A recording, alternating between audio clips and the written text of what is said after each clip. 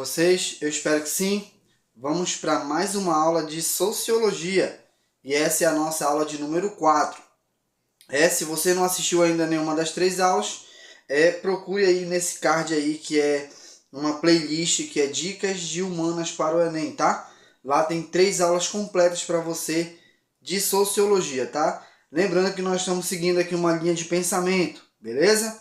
E hoje vamos dar mais um passo aí falando de um cara que, com certeza, de todos os que eu falei até agora, ele é o mais polêmico de todos, tá? Ele é o mais amado, ele é o mais odiado. Mas, até hoje, nunca ninguém escreveu um livro, né? Ou um pensamento, uma teoria, que pudesse derrubar a teoria dele em sua totalidade, né? Ainda é um pensamento muito forte. Professor, de quem a gente vai falar hoje? A gente vai falar hoje do titio Karl Marx, tá? Karl Marx é um filósofo revolucionário alemão, tá? Perceba que eu botei ali revolucionário porque ele tinha esse pensamento revolucionário, ok? Ele nasceu no dia 5/5 de 1818, então ocorreu um ano após a Revolução Russa, né? E no final da Primeira Guerra Mundial. E ele morreu no dia 14/3 de 1883, tá? Então, ele viveu aí bastante tempo. Ele é um cara que vai estudar os problemas da Alemanha, do cotidiano, mas principalmente ele vai ser um cara que vai se debruçar sobre os problemas sociais a partir da Revolução Industrial, pessoal. Então, Karl Marx, ele vai olhar para a Revolução Industrial e ele vai perceber que a Revolução Industrial ela trouxe para a sociedade como um todo um aumento gradativo e intenso da desigualdade social, tá? Ele percebeu que na Revolução Industrial surgiram os principais problemas da nossa sociedade da atualidade, né? Por quê, professor? Porque a Revolução Industrial ela dividiu o mundo em dois indivíduos, os que possuem o bem, né? Os que são os donos e os que não são donos de nada e vendem a sua força de trabalho. O Karl Marx também percebeu que a história da humanidade ela vai girar em torno da luta de classes, né?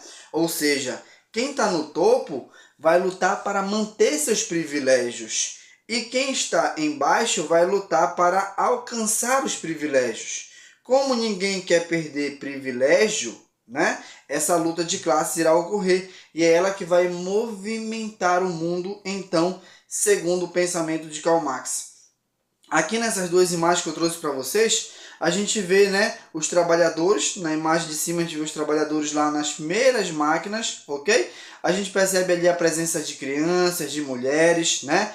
De certa forma, a primeira Revolução Industrial ela foi muito devastadora para as famílias, né? Já que todo mundo precisaria trabalhar ali para sustentar o povo com um pouco.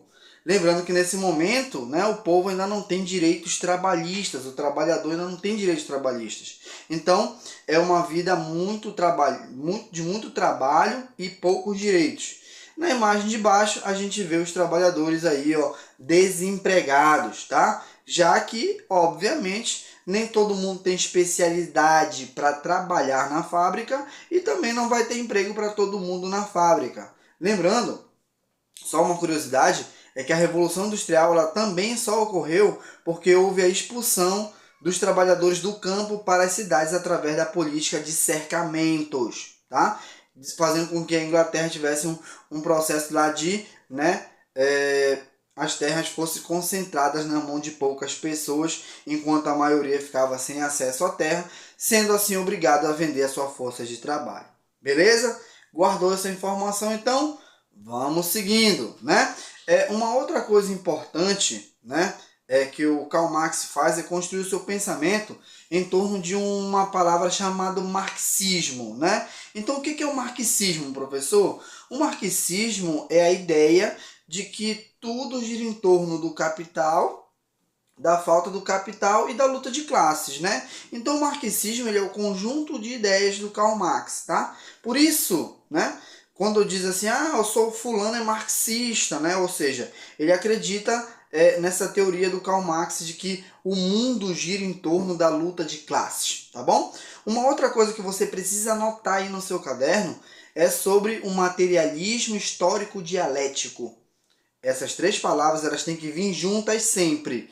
Materialismo histórico dialético. O que é isso, professor? Nada mais é do que a análise social que o Karl Marx faz das lutas de classes. Ou seja, é uma dialética, né? É uma luta, vai e volta, em que ora os patrões têm que ceder, ora os empregados têm que lutar.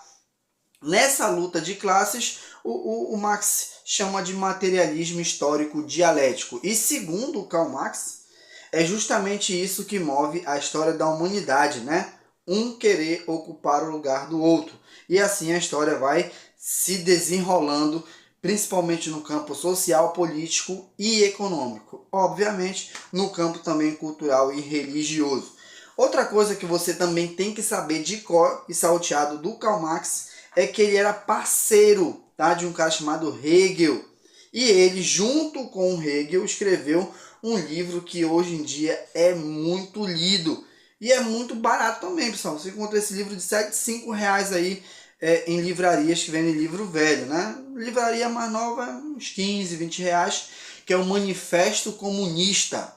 Nesse livro, o nosso querido Karl Marx, ele vai criticar amplamente o capitalismo e as suas características e vai defender uma sociedade, né, justa, igualitária e convenhamos, né, uma sociedade utópica, uma sociedade dos sonhos, onde todo mundo seria igual, todo mundo teria acesso à igualdade plena de tudo e de todos, tá bom?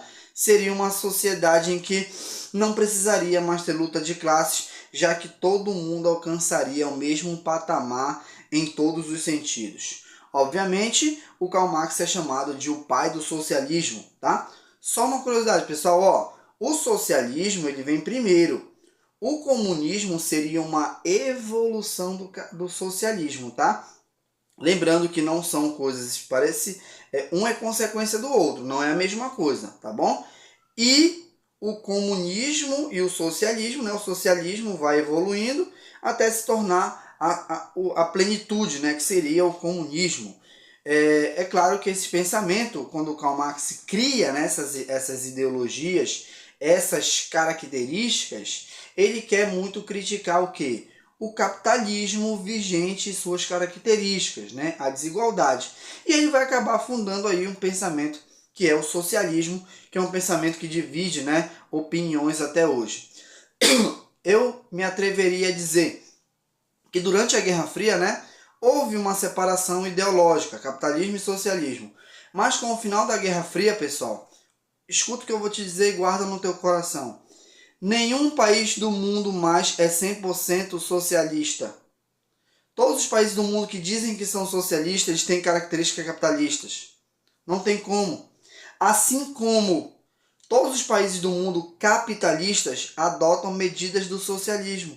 Por quê? Se a gente for analisar, os dois, tanto o capitalismo quanto o socialismo, têm coisas boas, né? Basta a gente unir o melhor de um com o melhor do outro para tornar a nossa sociedade não igualitária em sua plenitude, mas com menos desigualdades e com menos problemas sociais. E aí sim a gente vai alcançar uma sociedade não totalmente justa, mas mais justa, tá bom? Outra coisa importante, gente, do Karl Marx é que ele vai criar alguns conceitos, tá bom? Esses conceitos eu quero que você anote aí no seu caderno, tá bom? Faz uma tatuagem aí no teu braço, tá bom? É o conceito de infraestrutura, superestrutura, mais-valia, tá bom? Mais-valia, alienação, burguesia e proletariado, tá? Bem, aqui nessa foto a gente vê o tio Karl Marx, né, falando aqui, ó, paz e amor, tá? Paz e amor e todo mundo vivendo um mundo socialista. Vamos ver agora cada um desses conceitos, galera. O que seria a infraestrutura, professor? Ela é nada mais do que a divisão do trabalho, né?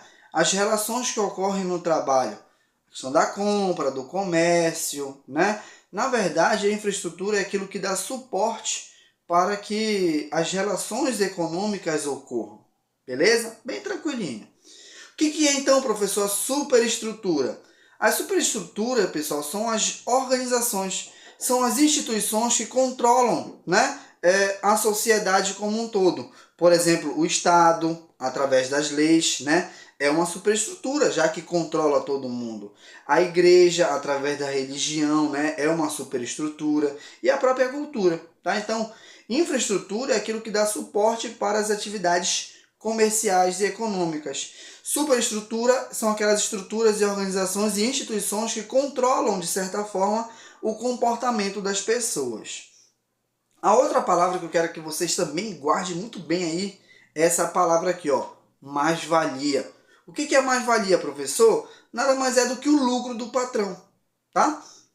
Como é que acontece aqui, ó? O patrão pega a matéria-prima e compra a matéria-prima por um preço. E aí o funcionário vai produzir. Ele vai vender por muito mais. Ele vai dar uma pequena parte do valor para o trabalhador, né? Que hoje a gente chama de salário mínimo. Só que aí, pessoal, o que vai acontecer? Para ele lucrar mais, ele vai dar para o trabalhador algumas condições, né? Olha, vamos bater uma meta, né? Vamos trabalhar mais que tal dia vai ganhar uma folga, né? Uma promoção e tal. E aí o trabalhador ele vai cada vez produzir mais, consequentemente, o nosso querido empresário vai lucrar cada vez mais, tá bom? E o nome disso, a diferença entre a produção, a mercadoria, a matéria-prima, a gente chama de mais-valia. Traduzindo, seria o lucro, né? Que o nosso querido patrão tem em cima do trabalho do nosso queridíssimo, né, empregado. Beleza? Vamos passar para o próximo ali, que é a alienação, né? A alienação, gente, nada mais é do que aquilo que a gente consegue separar entre o lucro do patrão e o fruto do trabalho do trabalho do trabalhador, né? É aquilo que o trabalhador produz. Então, na verdade, a alienação nada mais é do que um processo em que o patrão vai fazer com que o empregado, né, ele fique todo o tempo ali naquele trabalho, né? Ele fique todo o tempo produzindo cada vez mais. Então, na verdade, a alienação também a gente pode dizer que é uma separação, tá? Entre o trabalhador e o fruto do seu trabalho, tá bom? Isso é importante você saber também. E agora, vamos adiante. Nós temos aqui a burguesia, que é a classe detentora dos meios de produção, são os patrões, né? São eles que começaram tudo do zero.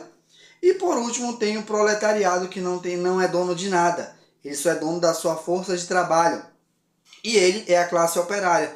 Ele vende a sua força de trabalho em troca de um salário, né? Em troca de um percentual do lucro ou algo no sentido. Nessa imagem aqui, que é uma charge, a gente vê a figura do trabalhador, a figura do patrão. Atrás a gente vê uma sacola imensa de riquezas, tá bom? Imensa de riquezas. E o salário bem pequenininho ali dado para o trabalhador. Isso daí, pessoal, a gente vê muito no dia a dia, né? Por exemplo, a gente vê, a empresa tal lucrou bilhões e bilhões de lucro esse ano. Aí tu vai ver o trabalhador ganhou mesmo de sempre. Entendeu? Ou seja, abre aspas agora a opinião do professor. Tá? Não é a opinião do Karl Marx, não. O Karl Marx mata todos os patrões e dá tudo para os empregados. Essa é a opinião dele. A ideia que eu acho seria mais justa seria dividir isso de uma maneira mais igualitária. Por exemplo, o patrão começou tudo do zero, beleza? Ele se arriscou, ele investiu, né? Ele deu uma de doido e foi lá, fez e aconteceu. Claro que ele precisa ganhar mais. É justo ele ganhar mais. Óbvio que sim. Mas, por outro lado, o trabalhador também merece ser reconhecido. Né? Merece ter um salário que dê para ele sobreviver de uma forma honesta, justa e com qualidade de vida. Então, se ele pega aquela sacola maior e divide de uma forma, mais adequada com o trabalhador, o patrão ainda vai ganhar mais, o trabalhador vai trabalhar mais feliz porque vai ganhar um pouquinho mais e todo mundo vai viver bem, né? Ou seja, não é o fim da desigualdade, mas uma desigualdade menor, né? Pelo menos é isso que os países mais sérios buscam. Vamos lá, seguindo então. O Karl Marx ele produziu outras obras, tá? O Manifesto do Partido Comunista, a Ideologia Alemã, Contribuição para a Economia Política e a sua obra principal, que é O Capital. Nessa obra, O Capital, ele critica o capitalismo e as suas características e ele fala sobre, né, o socialismo e as suas características.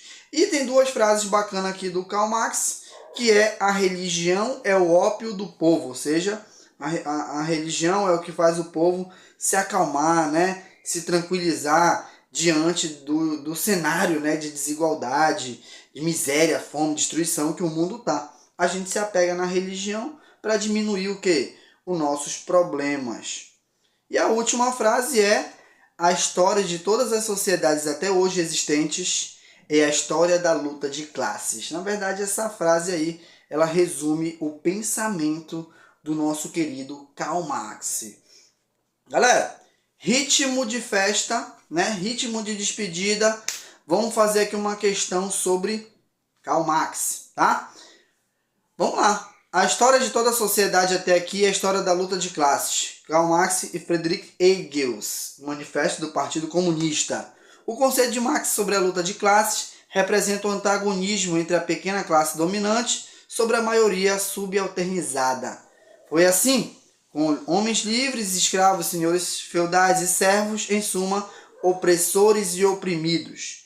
Na Idade Moderna, são as forças que atuam na luta de classes e que se baseia essa distinção. Então, ó, o que ele está te dizendo nessa questão aí? Ó? Que sempre houve o que manda, o que é mandado, né? O que obedece, o que determina, né? Por exemplo, ó, aqui, ó, homens livres e escravos, né? É uma dicotomia. Senhores feudais, servos, é outra dicotomia. Opressão e opressores, patrões e empregados. Então sempre vai ser, a história vai ser assim, né? Dois, um que tem e um que não tem. E o Karl Marx te pergunta, né? Vamos lá, qual é a sociedade que vive isso aí? Vamos lá para a letra E, hein? Nobreza e clero, representantes das famílias aristocratas e representantes da igreja? Não, são duas classes parecidas, né? Sempre viveram bem. Burguesia e proletariado, divisão entre detentores do meio de produção e os donos da força de trabalho. Olha, essa questão eu gostei, hein? Guarda essa letra C aí. Vamos para a letra B. Direita e esquerda. Direita e esquerda, né, tem na Revolução Francesa, mas não é esse o pensamento do Karl Marx. Tá? O pensamento do Karl Marx é econômico-social, não tem a ver muito com política, não. Mas essa questão aí tá certa, mas para outra pergunta. Alternativa A: capitalistas e comunistas, distinção realizada através da ideologia. Galera, a questão mais correta aqui seria a questão C de Cristo. A questão de C, com certeza iremos passar no Enem no final do ano, depois de acompanhar as aulas de Sociologia e Filosofia deste grupo. Tá bom? No mais, eu queria agradecer vocês pela nossa aula de hoje. E só quem chegou no final, o nosso querido Karl Marx aí, patrocinador da galera geral. Vou oferecer uma coquinha para quem ficou até o final, hein? Um forte abraço e até a próxima, pessoal. Tchau, tchau.